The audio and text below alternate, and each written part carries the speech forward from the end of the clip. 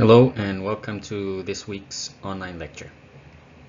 For today we will be looking again at the work of Arthur Schopenhauer. Specifically, we will be having a look at his book, The World as Will and Representation. This, as we saw in our in-person lecture, is his major work, and it was published in the year 1818. So specifically, we are going to look at two concepts, the two most fundamental concepts that Schopenhauer develops in this book and that are essential to understanding his pessimism. These are the concepts of will and representation. We are then going to try to answer if pessimism, the view that non-existence is preferable to existence, follows from these views or not. So let's start with representations. So what is a representation? We have some direct quotes here from Schopenhauer directly from the text. The first place in his book where he defines what a representation is, he says that everything that exists for knowledge, and hence the whole of the world, is only object in relation to subject, perception of the perceiver. In a word, representation. Later on, he says, for with the exception of the skeptics and idealists, the others in the main speak fairly consistent of an object forming the basis of the representation. He then says that the object indeed is different in its whole being and nature from the representation, but yet is in all respects as like it is one egg is like another. So what can we understand from this? What is it that Schopenhauer is saying about representations? So the first definition that he provides is pretty straightforward, and what he's saying is that a representation is what we as perceivers perceive. And because we can perceive the whole world, then the world as it appears to us is essentially a representation. So to summarize and try to understand what Schopenhauer is referring to by representations, we can say that representations are our perceptions of the objects of everything that exists in the world. Now the following two quotes, one where he refers to skeptics and idealists, and where he refers to the difference between our perception and an object, are going to be fundamental for us in order to understand what he means by will in contrast to representation. So keep these two in mind, but for now, the important thing that we have to get from this is that representations are referred to our perceptions.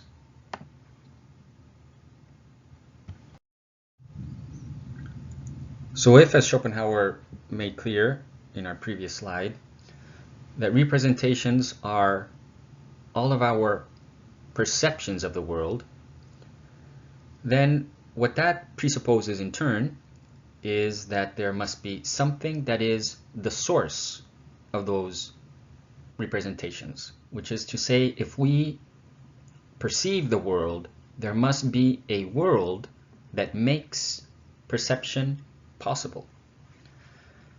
So this is what in a previous slide he was referring to when he said that in contrast to skeptics and idealists, idealists being philosophers that would say that the only thing that exists are our perceptions, and therefore we can have no real knowledge of objects existing independently of our perceptions.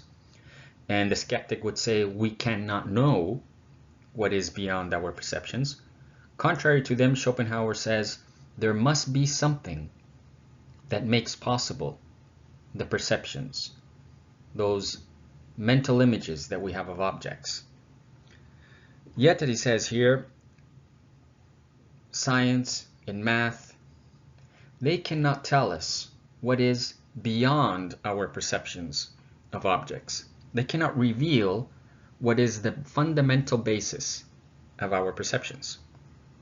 As he says, In this way, we do not obtain the slightest information about the inner nature of any of these phenomena. Now, phenomena here simply refers again to our perception. So using science and using math does not make it possible for us to get any knowledge about the, as he says, inner nature of any of these objects. So we can only see objects from the outside.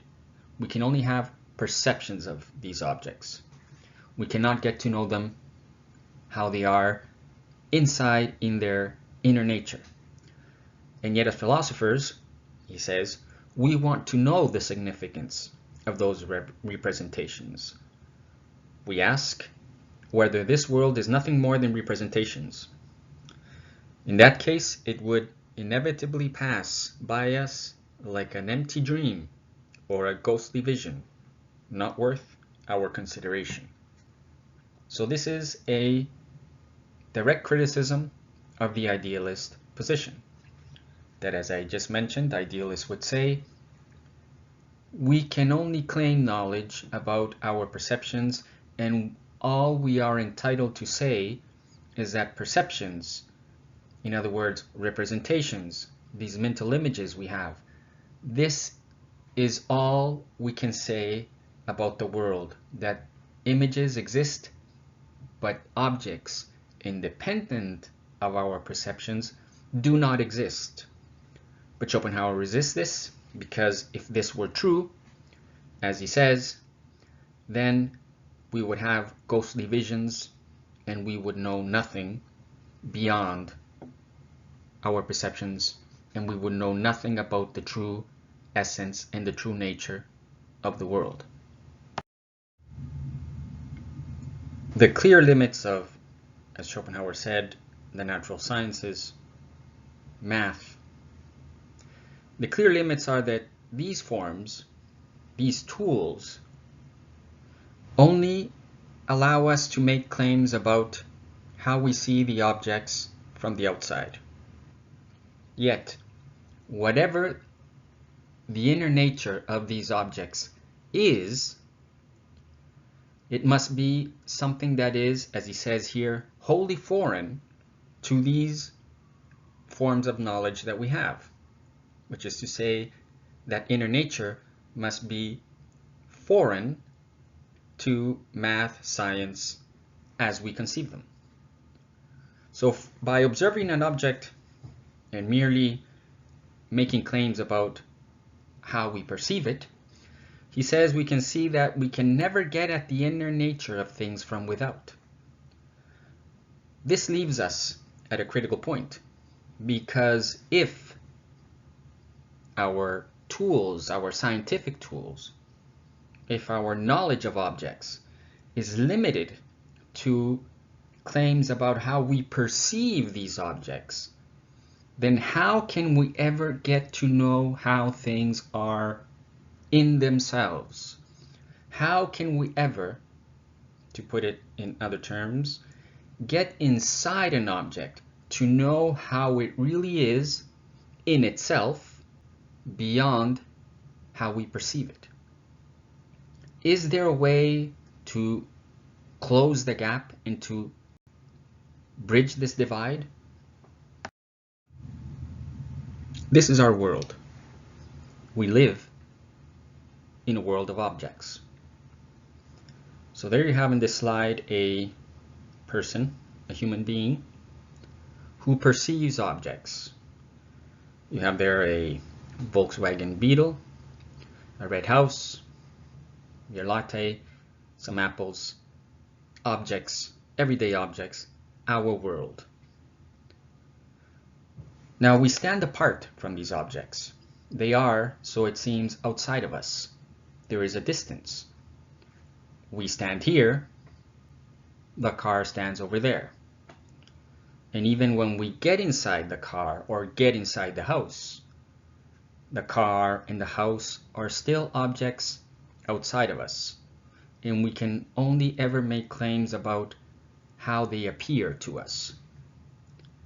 So then the question arises, are there any objects that we can know from the inside, that is, beyond how they merely appear to us?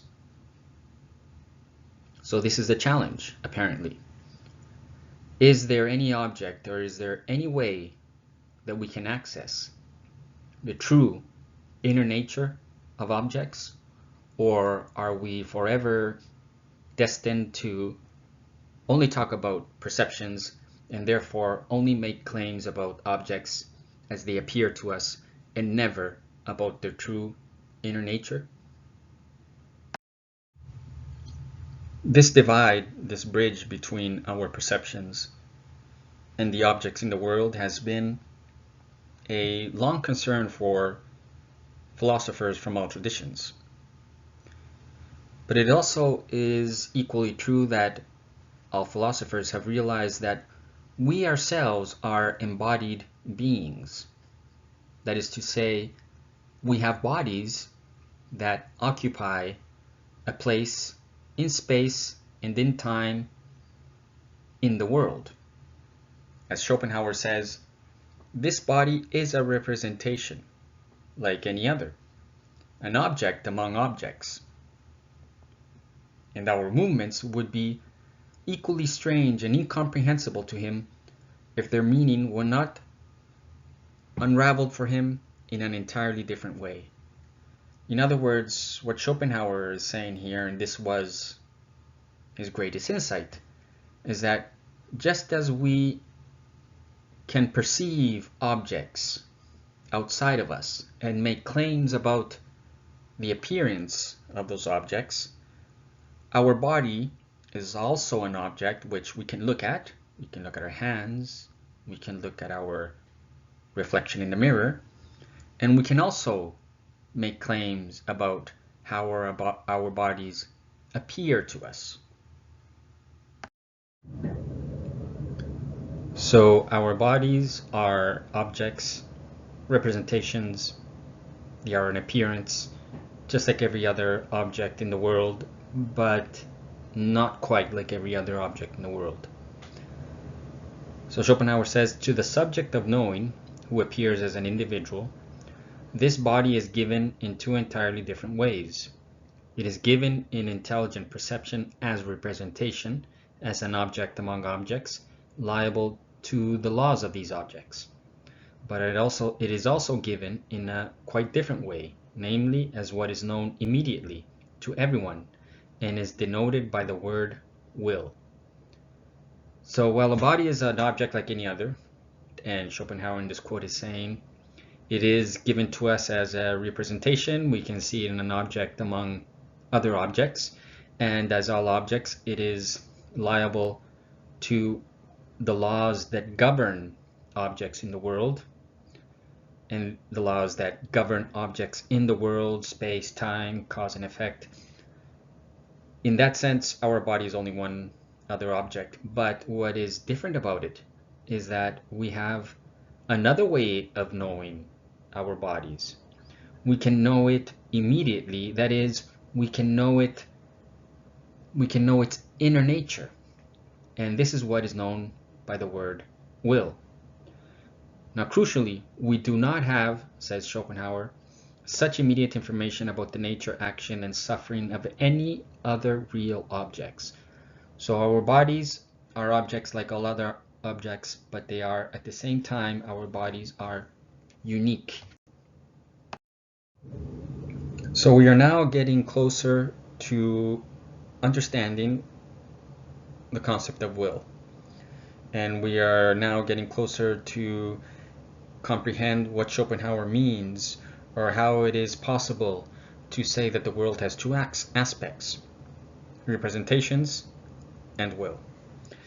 But before we do, it is important to get a working notion of a concept that is known as the principium individuationis. We can just refer to it as a principium.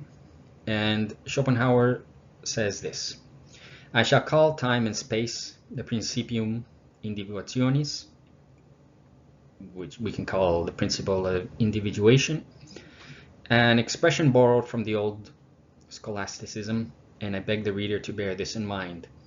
For it is only by means of time and space that something which is one and the same according to its nature and the concept appears as different, as a plurality of coexistent and successive things.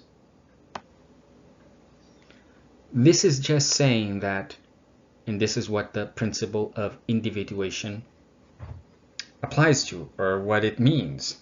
It simply means that there must be some principle by which we can individually identify the different objects that we perceive in the world, by which one object is different from the other. It is separated from the other. We can create a distance between objects. And we can do this when we apply the principium individuationis. And this just means that in order for an object to appear as individuated, as unique and separated from other objects, it must be subjected to time and space, which is to say it must be an object that occupies a space and is in time. And only insofar as an object occupies a space and it is in time, then can we make a difference between this object and others, and only then can we say that one object is different and individuated.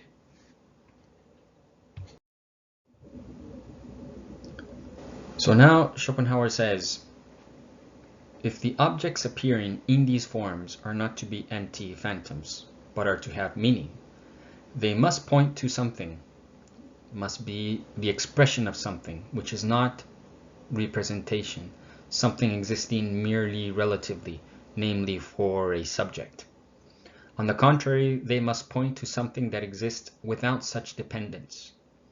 In other words, they must point to something that is not a representation, but a thing in itself. So here for the first time we see that Schopenhauer is making reference, at least for us during this lecture, for the first time, to the idea of a thing in itself. Now, a thing in itself is not the same as a representation.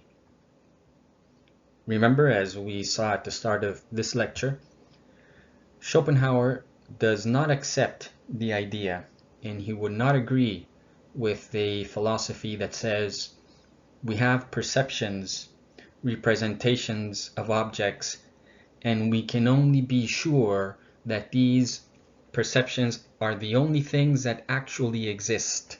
In other words, he would not agree with the idealist perspective that claims that ideas are the only things that are real and objects independent of our perception do not exist. He resists this because, again, he calls them, if this were the case, they would be nothing but empty phantoms, ghostly appearances. There must be something, therefore, says Schopenhauer, that exists independently of the way it appears to us. In other words, there must be something that exists and is not dependent on a subject that perceives it. There must be something that is a thing in itself.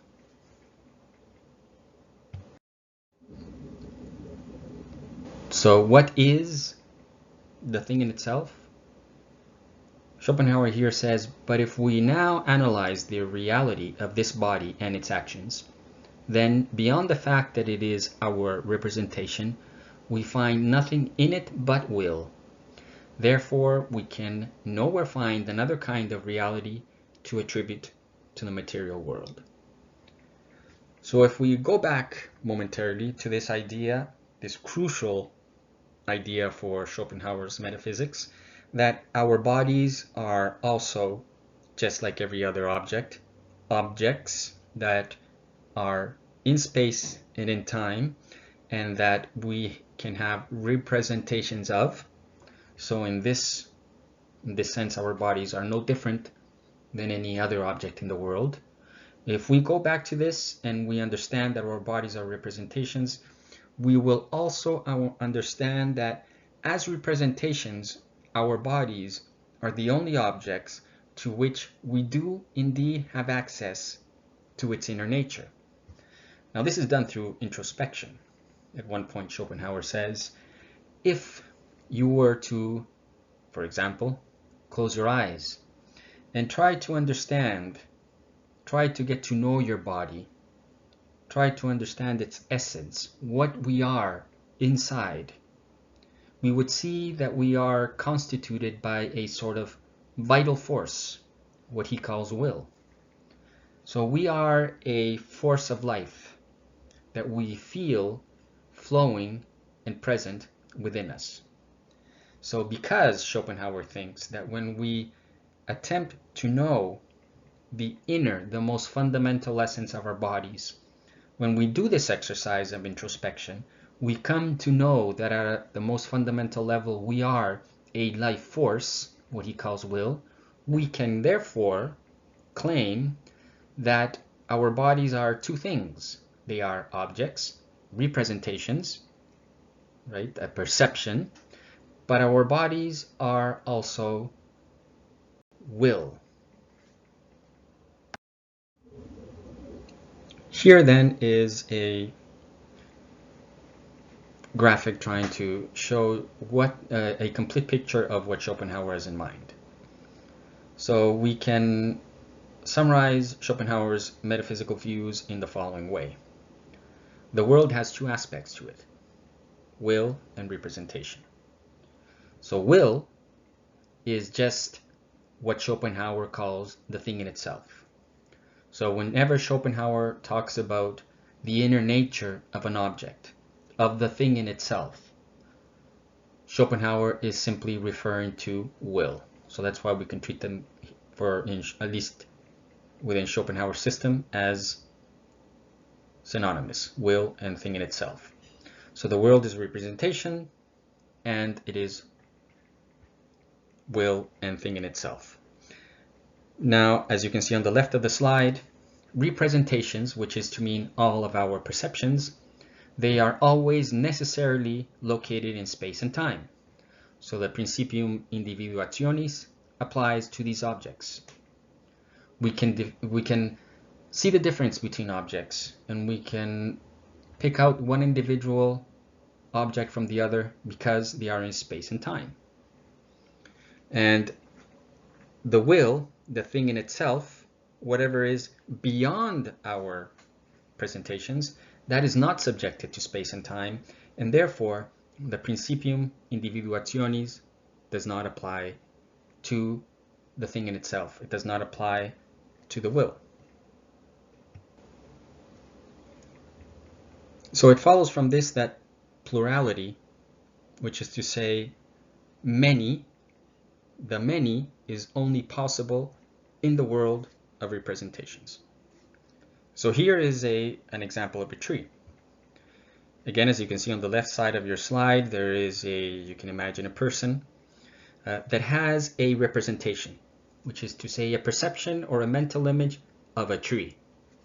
Now that image, that representation, is something that is only made possible, that is only available to the subject, to that person.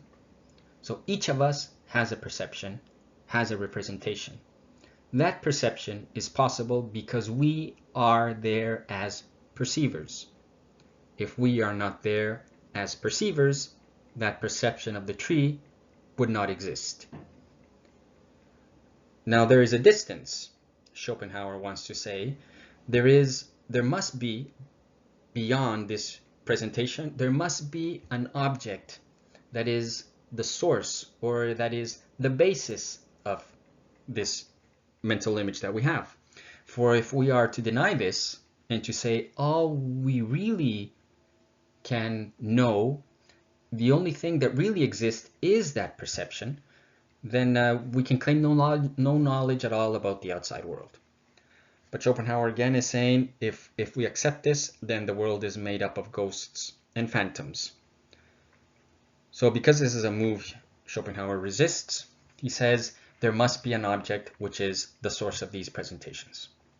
And there we have this tree, which is represented here in black and white, simply to denote that anything we say about the tree, For example, its color, its size, its shape, where it's located. These are all things that we are saying, we can be sure, these are all things that we are saying about how we perceive the tree. We perceive it of a certain color, we perceive it of a certain shape. However, because we are always necessarily only talking about representations and perceptions, we can never be sure how that thing or this tree is beyond how we perceive it. We cannot be sure until we have conducted the exercise of introspection and have arrived at the conclusion that our bodies are will. So how does it follow that if our body is will, everything is will? This is a central point in Schopenhauer's metaphysics. Insofar, as you can see here in this diagram, insofar as the will is not subjected to space and time, and insofar as the principium individuationis does not apply to the will, we cannot say that there are many wills. The will, or the thing in itself, if it exists as one undivided, one unity. There is only will, there are no wills, although there are many objects. This is a crucial claim because this is what Schopenhauer's monism consists of. At essence, beyond how objects appear, everything is one. Everything is will. We are will, every object, the tree, the table, the cup, everything is will. Now, so this is this idea. I have at the bottom of the slide a question saying matrix. I don't know if anybody has had the opportunity to see this film, Matrix. But basically the idea is that the Matrix is a film claiming that human beings live in a computer simulation and that our perceptions are not reality, but reality is something hidden to us by these perceptions. So this idea has a rather long history in philosophy that goes all the way back to Plato. And in the case of Schopenhauer, this idea somehow also comes back. So we can see objects and we can make claims about them, but behind them, in Schopenhauer's case, it's not that we are in a simulation and behind there's another reality, but for Schopenhauer, we are in a world made of images, of perceptions, and behind that image, those images and those perceptions, there is will. There is the thing in itself, one and undivided. So we already know that Schopenhauer is a pessimist, and as we saw in our in-person class lecture, he was in fact the first systematic pessimist. So a question that follows rather naturally from this is to say, well, what does any of this metaphysics, what does any of this philosophy, what does dividing the world between will and representation, what does this have to do with pessimism?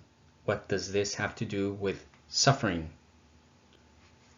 Is there any relation between world as will and representation and suffering? Yes.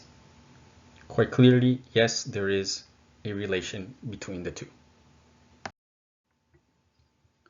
So, although up to this point we have described the world in its two facets, the two sides of a coin, representations, and as the world is in itself, and in itself it is will, we have not yet said anything about the will. So here's what Schopenhauer says about the will. The will dispenses entirely with an ultimate aim and object. It always strives, because striving is its sole nature, to which no attained goal can put an end. Such striving is therefore incapable of final satisfaction. It can be checked only by hindrance, but in itself, it goes on forever. So remember, the will, because it is the thing in itself, is beyond space and time, therefore cannot be subjected to plurality, therefore it is one. I have discovered the will within me, I have seen this life force, and this life force that is in me must be, at least on Schopenhauer's account of the Principium Individuationis, this vital force within me must be the same undivided vital force that is present in every object. Now, what does this vital force consist of? It consists, as Schopenhauer describes it here, of a force that always wants, that always strives. And it strives, desires things for the simple sake of desiring and wanting. In other words, there is no purpose, there is no goal, there is no ultimate end for the wants. The will, by its very nature, can never be satisfied, can never be at peace. For any time it obtains what it wants, it will simply want something anew. As he claims, all striving springs from want or deficiency, from dissatisfaction with one's own state or condition, and is therefore suffering so long as it is not satisfied. So essentially what this means is, once we have identified, or once we have arrived at the conclusion that the thing in itself, whatever the world is essentially at bottom, whatever it is, it must be one. And its main feature is that it is will, understood as a force that simply wants. Schopenhauer says, once we have understood this, we will see why life is always, existence, all of existence, is always necessarily determined by a constant striving, by a constant wanting, endless desires.